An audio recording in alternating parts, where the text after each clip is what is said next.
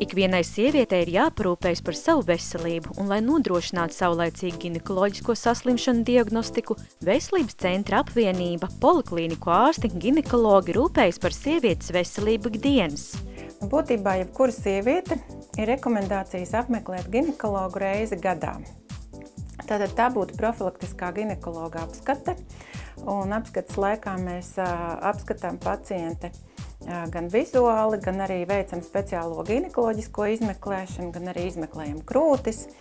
Un nepieciešamības gadījumā, ja ir kādas aizdomas par kādām, piemēram, dzemdes kakla priekšvēžu saslimšanām, veicam kolposkopisko izmeklējumu, piemēram, veicam arī ultrasonogrāfisko izmeklēšanu, ja ir kādas aizdomas par kādām ginekoloģiskām slimībām. Un attiecīgi nepieciešamības gadījumā arī nosūtam vai uz krūšu ultrasonogrāfiju vai arī uz mamogrāfijas izmeklējumu.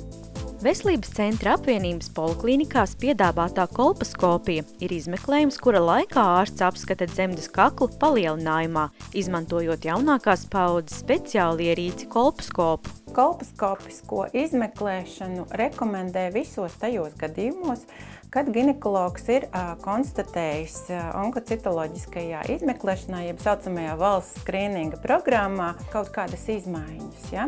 Piemēram, tie var būt atkārtoti iekaisumi, tās var būt arī saucamās ASKUS grupas, ja? Saucamās CIN grupas 1, 2, 3.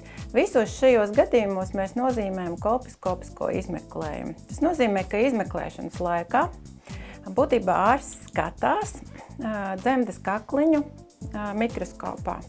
Izmeklēšana ir ļoti vienkārša priekš pacienta, jo nekādi neatšķiras no parastas ginekoloģiskās izmeklēšanas.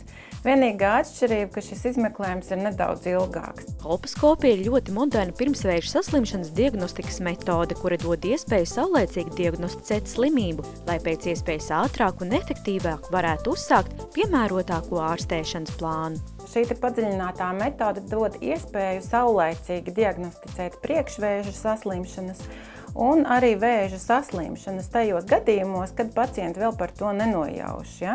Un arī tajos gadījumos, kuros ārstam ir aizdomas, kad ir šis iekaisuma process dziļāks nekā parasti, jo šis izmeklējums salīdzinoši ir vienkāršs, ir drošs priekš pacientes un ļoti informatīvs.